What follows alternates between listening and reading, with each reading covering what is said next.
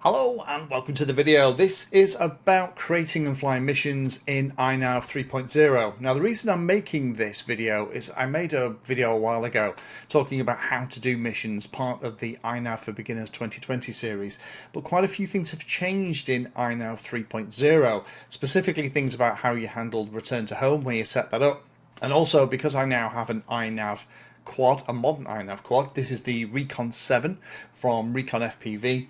Flashed it with INAV. It also allows me to fly missions and show you some of the other cool stuff like points of interest. Now missions don't only work on multi-rotors, they work on wings or whatever. However, the difference is a wing will only fly in the direction that its nose is pointing, obviously. However, a quadcopter in missions now, we can also tell it to fly sideways or backwards, or even to point at a point of interest while it's flying around.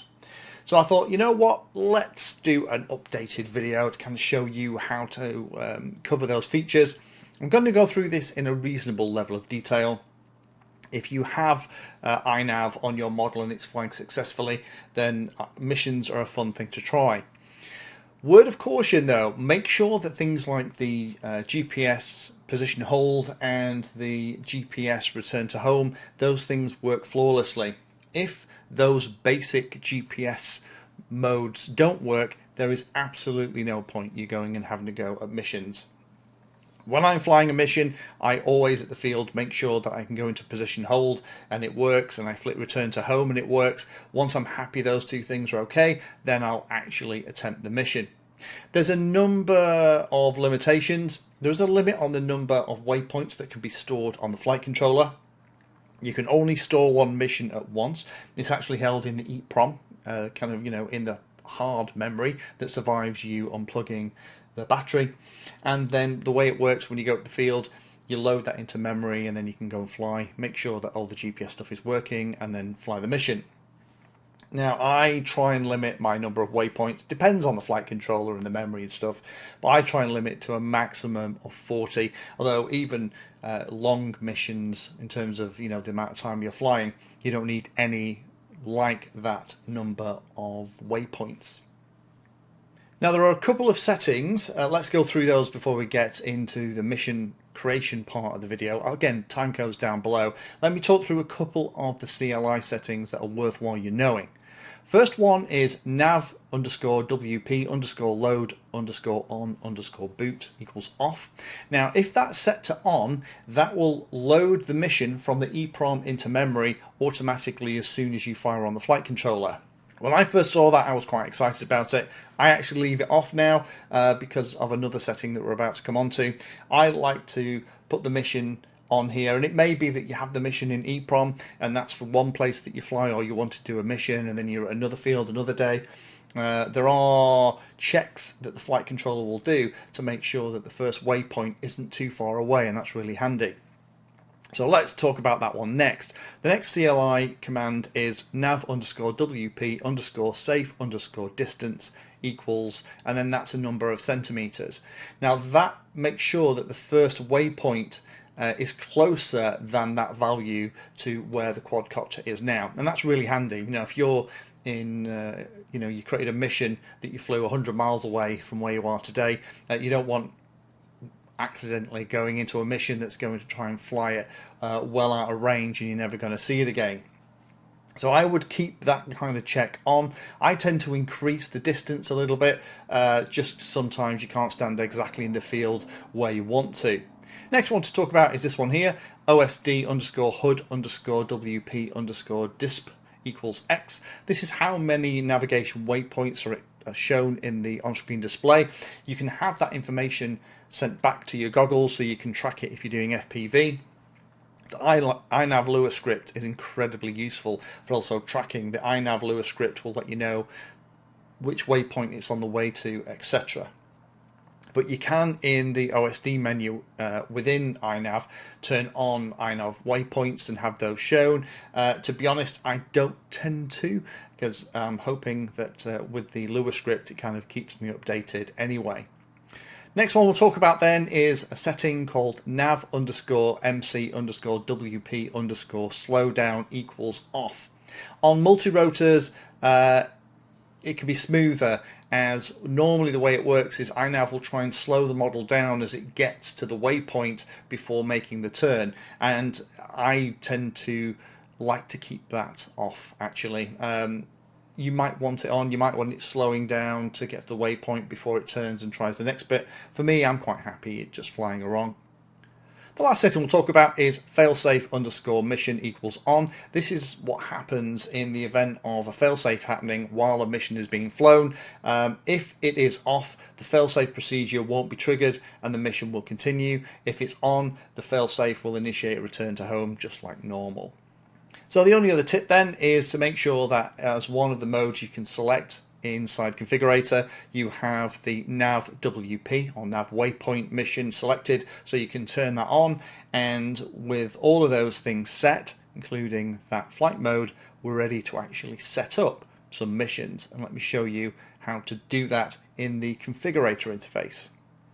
So here in Mission Planner, we can actually create missions without being connected to the model. You can do everything in here. However, we'll do it connected to the model, but this is quite a cute way. If you just want to create a mission, you can do it all in here, and then you can save it to your computer. This allows you to play with almost all of the settings, but we're not going to worry about that for the moment. Let's just connect and go into mission control, and here we have the view. Now we've got a couple more icons, and we have this extra one here.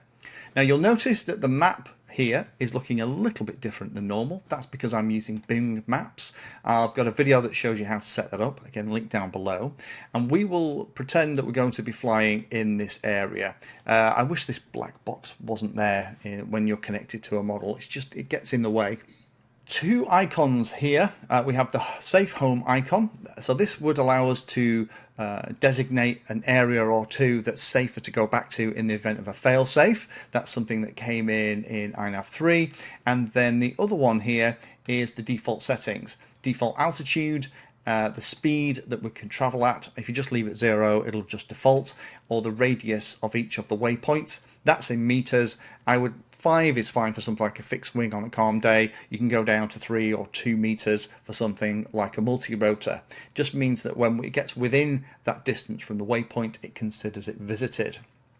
We can see also that we have 60 waypoints available on this particular model, and here are all the controls to load and save the mission locally to this computer, to save the mission into the memory of the flight controller that we're using, and then to save it into the EEPROM, which is what we need to do.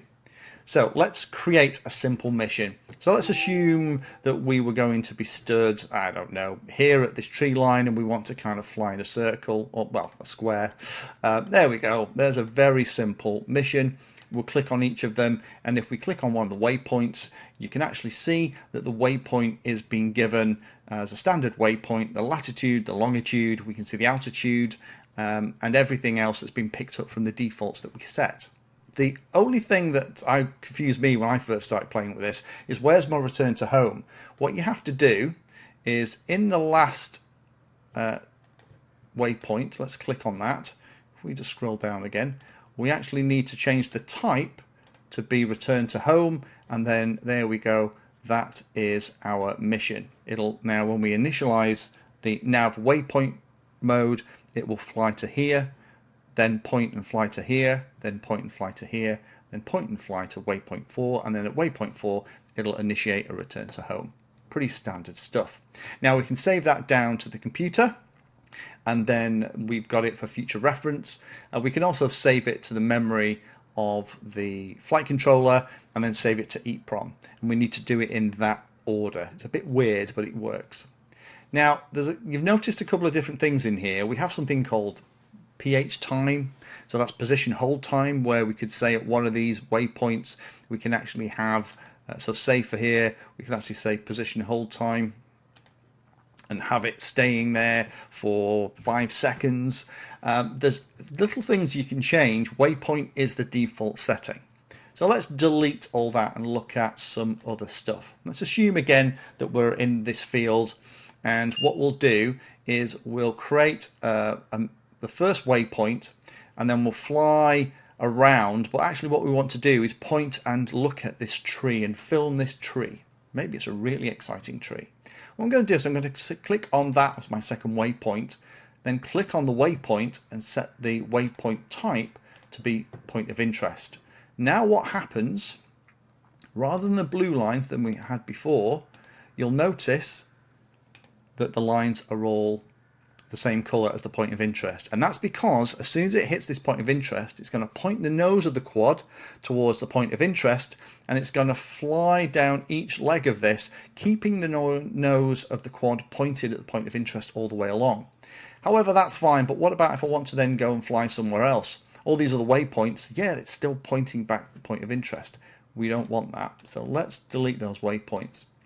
What we can do on waypoint 7, where we want to finish looking at the tree, still a waypoint, we can then change the type of waypoint to set heading.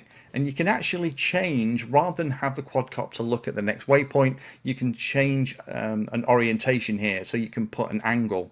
But if you don't want to have any angle at all, -1 disables it. A bit counterintuitive, but we'll take it as read. It's actually kind of in the documentation.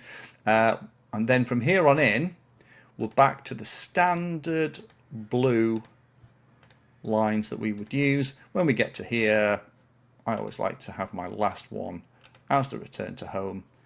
That looks great. So there we go. We've done that. Now, what we need to do is we need to save this mission down to the flight controller. First thing we need to do is I would recommend save it onto your computer in case something goes wrong. I've had issues where occasionally a mission doesn't make it down to the computer perfectly first time, but we need to save the mission to the flight controller. That's going to save it into the memory, and ideally you're hoping to hear some beeps from the flight controller from this, and then once that's worked, then we're going to, let's just send that again, then we're going to click on save EEPROM mission. So that's going to copy it from the memory of the flight controller into the EEPROM. Those two beeps should mean it's all worked. Now I'm going to this is why saving it can be good, because what we're going to do is we're going to delete everything and then we're going to load it from EEPROM. If it's worked, the mission will magically appear because we'll read it back, and there it is. That is all ready to go at the field.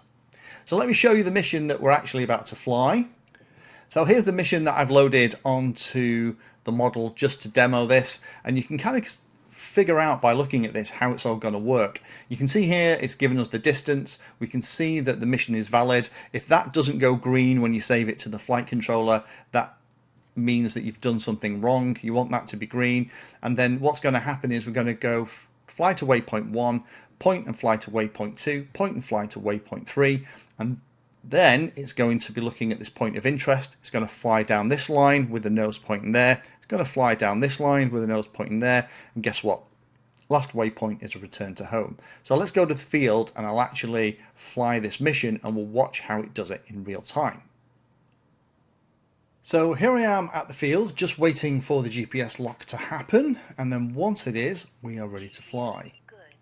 So with the GPS lock done, I'm going to load the mission. That beep confirms the mission is loaded. We're ready to rock and roll. So first of all, I'm going to arm the quad just in horizon mode. I'm just going to take off and make sure everything's happy and that we're not going to have any silly errors about the first waypoint being too far away. And then I'm going to flick it into nav position hold just to confirm that things like the compass calibration are okay, the hover throttle is more or less right. And now that I'm happy that that's all working, I'm going to flick it into nav waypoint and away it goes. Now this is double speed, just so you can see how it all works. Obviously the map is on the right hand side, the view from my goggles is top left, and the view from the Peanut camera is below. And what it's going to do is, surprise surprise, fly the mission exactly as we have set it up. It's going to fly each leg in turn. As you can see here, by default, the quadcopter is pointing at the next waypoint that it has to fly to. That's exactly as you'd expect.